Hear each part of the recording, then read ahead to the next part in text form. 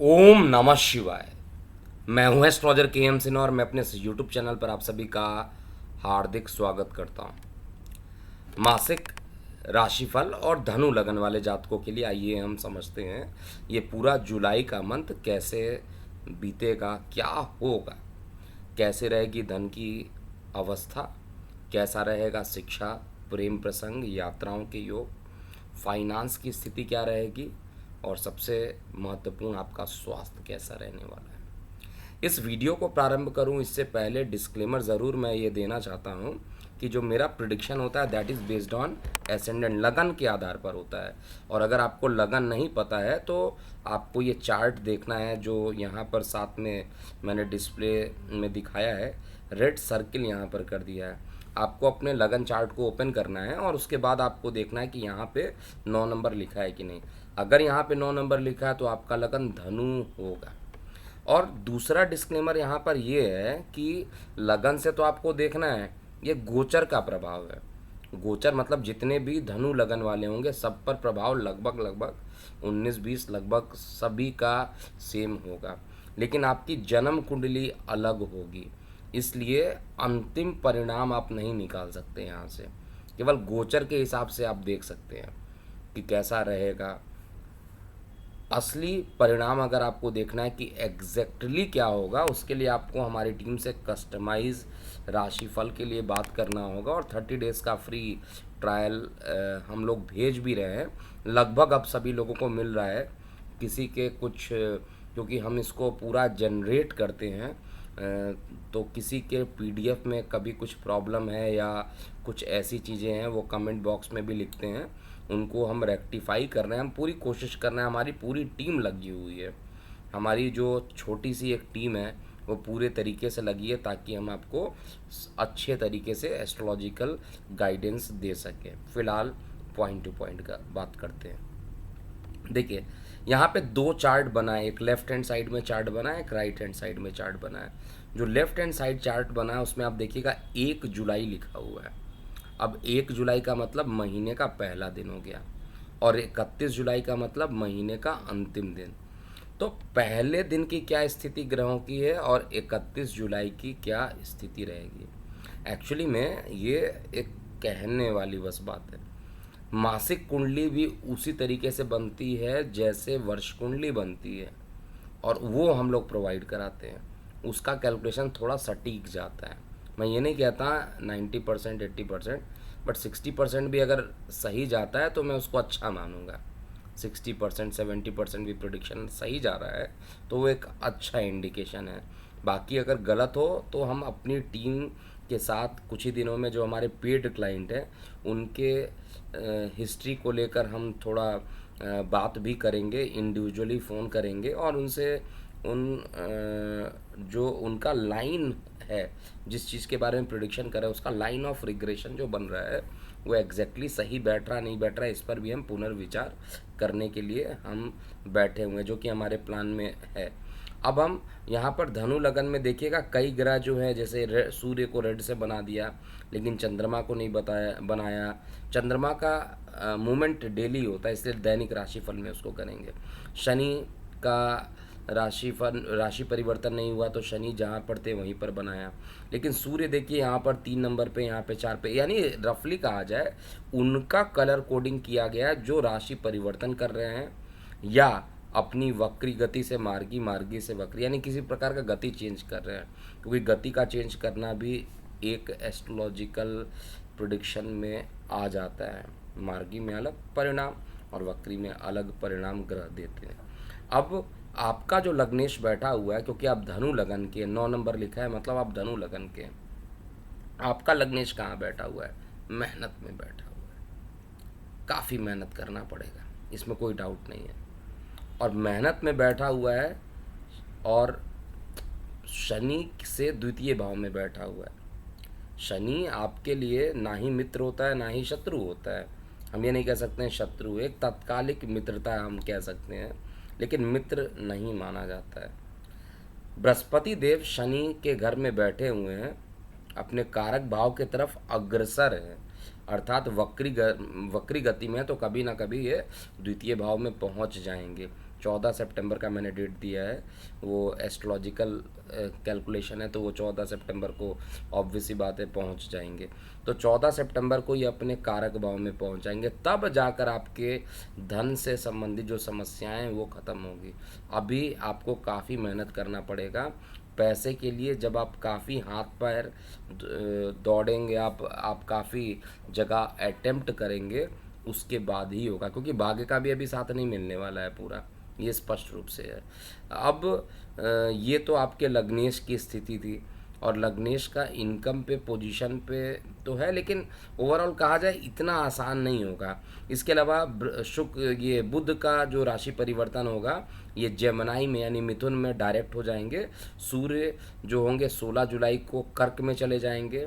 17 जुलाई को शुक्र जो होंगे वो लियो में रहेंगे, अर्थात सिंह राशि में रहेंगे।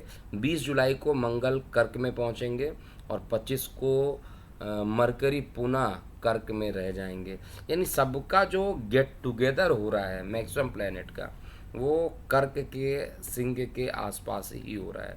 तो हम यहाँ पर बात करते हैं सबसे पहले कि जो ग्रहों की स्थिति बन रही है वो क्या बता रही है, इसको हम देखते हैं। और आपका कैसा स्वास्थ्य रहेगा, क्या चीज़ स्वास्थ्य की स्थिति कैसी रहेगी, उन सब चीज़ों को हम यहाँ पर चेक करते हैं। तो सबसे पहले आपके हेल्थ की बात करते हैं। देखिए, हेल्थ का स्पीडोमीटर बहुत ही निराशाजनक आ रहा है। अगेन वही बात, अंतिम परिणाम मत मानिएगा। आपकी दशा अलग हो सकती है, ये गोचर का परिणाम है। और गोचर में मंगल, बुध और राहु जब भी साथ में हो जाते हैं, न्यूरोलॉजिकल डिसऑर्डर्स दे देते हैं, जिनको नसों से संबंधित परेशानी है। क्योंकि मरकरी जो होता है नर्वस सिस्टम के लिए जाना जाता है। मरकरी आपके नर्वस सिस्टम का मालिक होकर राहु के साथ रोग भाव में बैठा हुआ है। और यही नहीं, रोग भाव का मालिक जो है वो आयु मृत्यु स्थान पे अष्टम में बैठा, हाउस ऑफ ऑब्स्टेकल में जाकर बैठा है। किसी प्रकार का विपरीत राजयोग यहाँ पर नहीं बन रहा है, इसलिए रोग की समस्या रहेगी। और इस समय न्यूरो से प्रॉब्लम हो सकती है, आपको नसों से संबंधित जो भी परेशानी है वो होगी। और जिनकी किडनी में प्रॉब्लम है, डायलिसिस पे हैं, उनको कुछ विशेष प्रॉब्लम इस महीने जुलाई में देखने को मिलेगा। आपको बहुत सीरियसली इस पर ध्यान देना चाहिए, और गोचर में तो ऐसा दिखाई दे रहा है। धन की स्थिति की बात करते हैं। देखिए, धन की स्थिति बहुत ही अच्छी इस महीने रहने वाली है, इसमें कोई डाउट नहीं है। एक तो धन का मालिक भी अपने घर के तरफ ही अग्रसर हो रहा है, वक्री हो गया है, तो थोड़ा प्रभाव ज़्यादा देगा। और साथ में जो बृहस्पति देव हैं आपके लग्नेश हैं, वो भी वक्री होकर धन की तरफ जा रहे हैं। तो धन की स्थिति अच्छी रहेगी, लेकिन धन मिलने की जो संभावना है उसमें थोड़ा सा डिले हो सकता है। धन की स्थिति, फाइनेंस की स्थिति अच्छी रहेगी। अगर आप कर्ज से घिरे हुए थे तो कर्ज भी मुक्ति का योग बनाएगा। ये केतु बहुत सही जगह पे बैठा आपका, इसलिए अभी पोजीशन वाइज देखा जाए तो अच्छा परिणाम देने के लिए बाध्य देगा। अब आपका कार्य, व्यवसाय, या जो लोग जॉब के लिए लगातार रोज पेपर में ऐड देखते हैं और कॉल करते हैं, जॉब ढूंढते रहते हैं बेसिकली, या रेफरेंस से ढूंढते हैं, तो उनके लिए जॉब के लिए एकदम एवरेज से थोड़ा अच्छा आ रहा है। मतलब यहाँ पर क्या है, एवरेज से थोड़ा अच्छा है। एवरेज से थोड़ा सा अच्छा क्यों मैं बता रहा हूँ, ये टेक्निकल ग्राफ है। ये टेक्निकल ग्राफ है जो मैंने खुद डेवलप कर रहा है इस पूरे सॉफ्टवेयर को एक्सेल पे। अभी यहाँ पर टेक्निकली मैं क्यों बोल रहा हूँ, टेक्निकली तो मुझे समझ, आपको समझ में आ रहा होगा कि एस्ट्रोलॉजिकल लैंग्वेज नहीं भी समझ में आ रहा है तो आप देख सकते हैं कि आपका जो कार्य व्यवसाय होगा वो कैसा होगा, अच्छा होगा, खराब होगा, रफली एक समझ में माइंड में सेटअप आ जाएगा। यहाँ पर जो आपका कार्य का मालिक है वो रोग में बैठा है। अब आप ही बताइए, कार्य का मालिक रोग में बैठा है लेकिन विदेश को देख रहा है, 12th हाउस को देख रहा है, विदेश को देख रहा है। और विदेश को देखने के कारण जो है वो आपके लिए एक परिणाम यहाँ पर ज़रूर देगा, और इस कारण से आपको स्थान परिवर्तन के योग बन सकते हैं। नौकरी व्यवसाय में स्थान परिवर्तन के योग बनेंगे। जब बुध देव 6-7 जुलाई को यहाँ पे चले जाएंगे, तब जाकर आपको दैनिक रोजगार की स्थिति भी अच्छी हो जाएगी। जो लोग डेली कमाते हैं, खाते हैं उनके लिए अच्छा है, और व्यापारिक रिश्ते जिनके बिगड़ गए थे उनके सुधार होने की संभावना भी यहाँ पर गोचर में मैं देख रहा हूँ, तो स्थिति अच्छी है। इसके अलावा हम बात करते हैं आपके कर्म स्थान की। ऑलरेडी कर्म स्थान की हम बात कर चुके हैं। नौकरी व्यवसाय में कुछ स्थान परिवर्तन का योग यहाँ पे रहेगा। अब हम शिक्षा की बात करते हैं। देखिए, शिक्षा का जो मालिक है वो कौन है? मंगल देव है। कहाँ बैठे हैं? अष्टम में बैठे हैं। कैसे हैं? नीच के हैं। लेकिन ये हमेशा नीच के नहीं होते, चंद्रमा से कई बार केंद्र में आते हैं, कई बार चंद्रमा की दृष्टि पड़ जाती है, कई बार चंद्रमा उच्च राशि में चले जाते हैं, तो लगातार इनका उच्च जो नीच है वो भंग होता रहता है मंगल का। और शिक्षा का मालिक नीच का होकर अष्टम में बैठे तो विद्यार्थी वर्गों का इस समय मन नहीं लगने वाला है। देखिए, ये बात अलग है, कर्म प्रधान होता है, ये बात मैं पूरे तरीके से एग्री करता हूँ। जिनके जिनके दिल में ये बैठा है कि उनको कुछ कर गुजरने की ज़रूरत है तो वो निश्चित रूप के कर पाएगा। लेकिन जो ग्रहों की स्थिति बन रही है गोचर में, क्योंकि आपका जन्म चार्ट अलग होगा, गोचर में तो ये बता रहा है कि यहाँ पर विद्यार्थियों के लिए अच्छा नहीं होगा, और साथ में मंगल और शुक्र अष्टम में, ये तो और बहुत खराब स्थिति है। अगर एक्स्ट्रा मैरिटल अफेयर बनाने चले गए तो वहाँ पर बदनामी मिल जाएगी। गलती से भी धनु लगन वाले ऐसा काम ना करेंगे।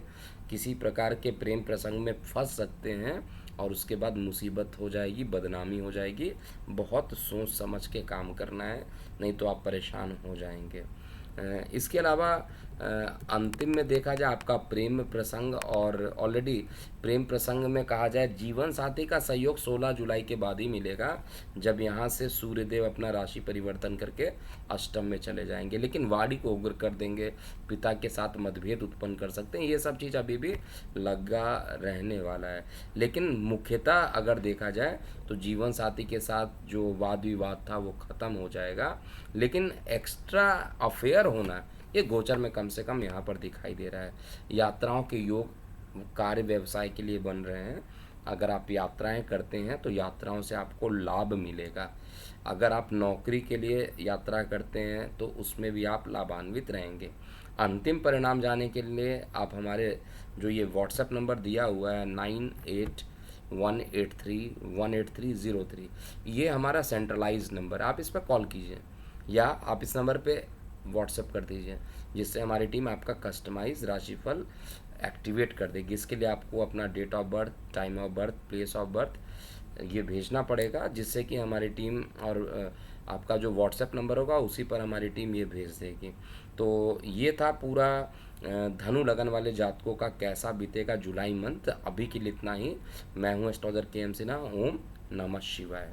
जाते जाते एक बार मैं पुनः आप लोगों का धन्यवाद ज़रूर कहूँगा, क्योंकि मैंने ये पूछा था स्पीडोमीटर का कॉन्सेप्ट कैसा लगा है, तो आप लोगों का जो आंसर आया है उसमें काफ़ी पॉजिटिव रिस्पांस आप लोगों ने दिया है कि स्पीडोमीटर से थोड़ा ईजिली समझ में आ रहा है। उसके लिए बहुत बहुत धन्यवाद।